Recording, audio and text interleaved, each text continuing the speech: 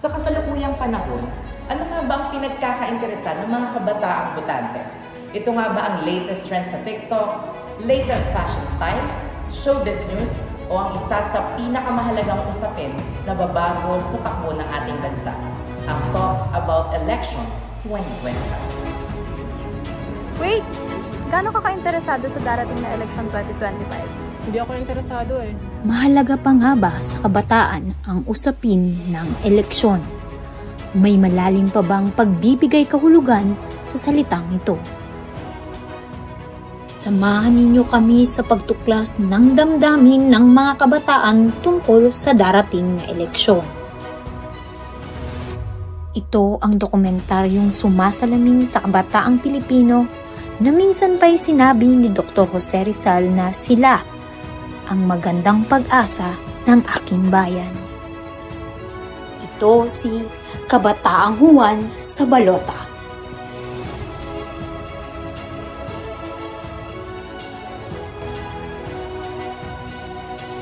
Sa pag-inog ng panahon, nagbabago ang mga naitatalang datos ng komisyon sa eleksyon.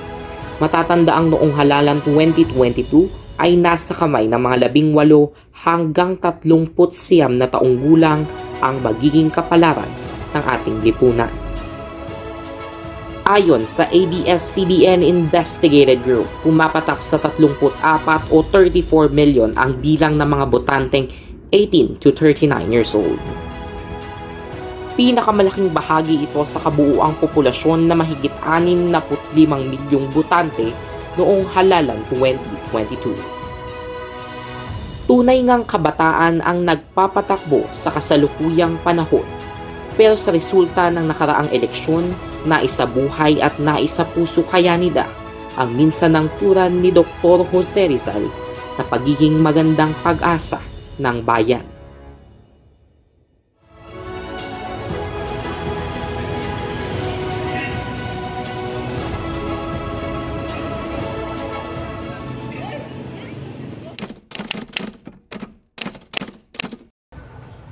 Hello po, ako po si Chassie Isabel mula sa UMS 12-2. Isa rin po akong botante ng Dasmariñas. Ate Chassie, anong pinagkakainteresan mo sa pangkasalukuyang panahon?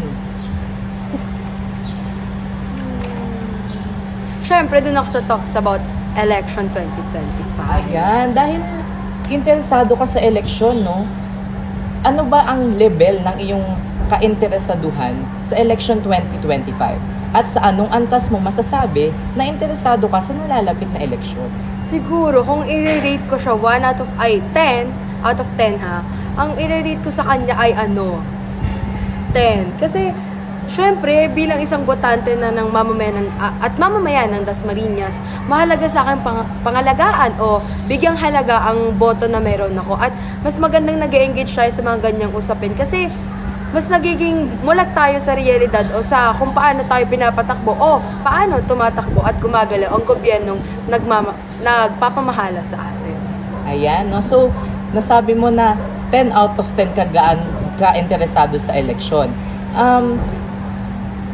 Sa anong paraan mo madalas kinukuha ang impormasyon tungkol sa eleksyon? Ayan. Sa mga kabataan kasi ngayon, sa atin, sa mga kabataan, no, mas nagiging unang source kasi ng information talaga ng mga kabataan ay galing sa social media, kung saan, ayan, may mga kagayan, may mga dumadaan na mga campaign ads, no?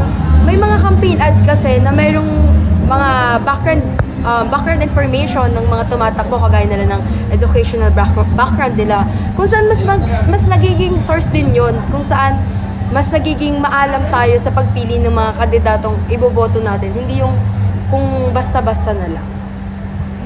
Nakikisali ka ba sa mga diskusyon tungkol sa eleksyon sa social media o sa personal na usapan?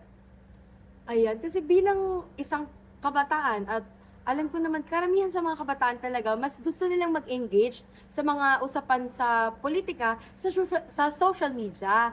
Eh ako, parang ang iniisip ko naman, kung mag-engage tayo doon, lalo na yung mga batuhan ng mga komento tungkol sa mga gustong politika, mas parang hindi nagkakaroon ng linaw dahil ang nangyayari, nagpapataasan lang tayo ng dignidad. Kumbaga parang, ito yung gusto ko, ito yung kumbaga walang nananalo, pero kung mas napag-uusapan natin ng masinsinan, mas nagiging konektado tayo sa bawat isa, sa personal, mas maganda yun dahil yung mga nasa-share natin sa social media ay mas malawak nating naibibigyang impormasyon sa totoong buhay o sa personal.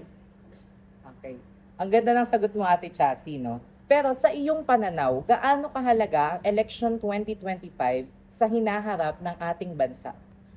Ayan, napakahalaga ng election 2025 kasi ito na yung maraming bobotong mga kabataan eh. Dito na, kumbaga ako dati kasi nung nakaraang election, hindi talaga ako nakaboto kasi hindi pa nga ako botante noon at hindi pasok ang edad ko. Pero ngayon na botante na ako at pasok na ang edad ko para ilabas yung boses ko, mahalaga to para sa future generation kasi dito nakaangkla kung anong mangyayari sa susunod na henerasyon at kung paano tayo papatakboy ng mga susunod na mga politikang uupo at mahahalal. Ayan. Bilang isang kabataan na may interes sa eleksyon, ano ang inaasahan mong pagbabago o solusyon na mula sa mananalong kandidato? Ayan, isa siguro sa mga inaasahan kasi masama daw umasa sa pangako. Well, tama naman. Siguro yung isa lang sa gusto kong makita at maibigay ng mga politiko na mahahalal ng mga mamamayan ay siguro mas ma-practice nila yung pagiging transparent sa mga mamamayan. Mas maging tapat sila sa pinangako nilang tungkulin. Kumbaga, 'di ba, bilang isang public servant, nangangako ka na magiging tapat ka sa publiko at magsaservisyo ka ng tama sa publiko. Yun yung hinahanap ko talaga, transparency. Kasi kung handa mong ipakita kung anong talagang mga pagpapatakbo ang ginagawa mo, lalo na yung sa budget, yun yung kinakailangan natin, mas nagiging malinaw sa publiko na maayos kang politiko. Sa isang kamkailang survey na isinagawa sa ilalim ng dokumentaryong Si Kabataang Juan sa Balota, lumalabas na karamihan sa 56 na mga Caviteñong kabataan, edad 18 taon hanggang 39, ay may mataas na interes na makilahok sa eleksyon. Ang pangunahing dahilan? Nais nila ng tunay na pagbabago at mabuting pamahalaan.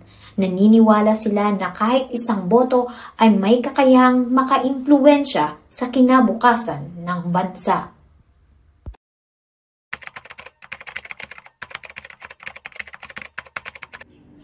Wait! Gaano ka ka-interesado sa darating na election 2025? Hindi ako interesado eh.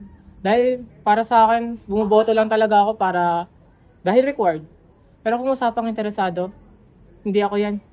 Dahil yung mga kandidatong tumatakbo, para sa akin, kumakandidato lang sila para bumango yung ngalan nila. Pero, again, hindi ako interesado. Ngunit hindi pa rin nawawala ang mga hadlang. Ilan sa kanila ay nawawala ng tiwala sa sistema dahil sa patuloy na katiwalian, paulit-ulit na kandidato at kakulangan ng malinaw na plataporma.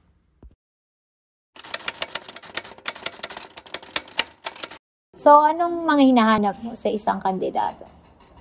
Siyempre, yung maganda yung plataforma patungkol sa community, paano ma-actionan yung mga pangangailangan. Common siya, pero paano ba? Katulad sa edukasyon. Oo. Edukasyon. Okay, so, dahil naibahagi mo yung mga hinahanap mo sa kandidato, sa tingin mo, mahalaga ba ng isang kabataan ay ma-maximize niya yung pagboto niya? Mahalaga yung pagboto. Paano ma-maximize? I mean, yung political rights niya na bumoto siya. Ma-practice. Ma-practice Oo niya. naman. Kasi kada isang boto nagmamatter yun. Tsaka, doon niya rin mapapakita yung, yung rights niya. Na bilang isang individual, may karapatan siyang bumoto at pumili kung sino yung nararapat na ihalal or ilagay doon sa posisyon. Ito, isang advice na mamibigay mo sa isang kandidatong tumatakbo ngayon. Kung ikaw ay kung mapapakinggan to ng mga politiko lalo na, sa tingin mo, anong magandang advice ang pwede nating maipahatid sa kanila? Siguro, Huwag mangako ng marami. Enough na siguro yung isang pangako lang pero gagawin talaga nila. Tsaka, huwag pa pogi, huwag pa ganda, huwag pa bango. Kumbaga sana pa-actionan nila kung ano yung plataforma na inaano nila. Okay. Salamat.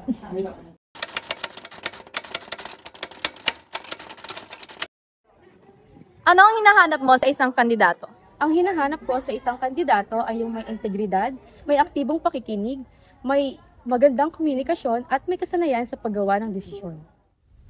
Kabilang sa mga isyung inuuna ng kabataan sa pagpili ng kandidato ay ang edukasyon, kahirapan, korupsyon at kalusugan.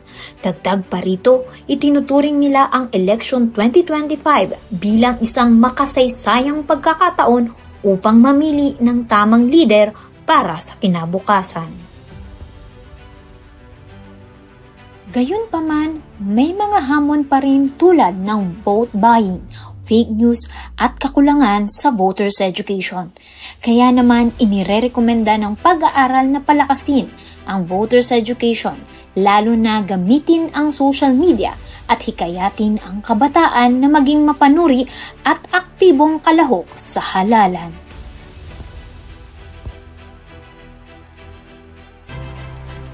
Kabataan, ikaw ang pag-asa ng bayan. Gamitin ang karapatang bumoto para sa mas maayos na kinabukasan. Sa bawat boto, May kinabukasan. ikaw, ano ang pipiliin mo?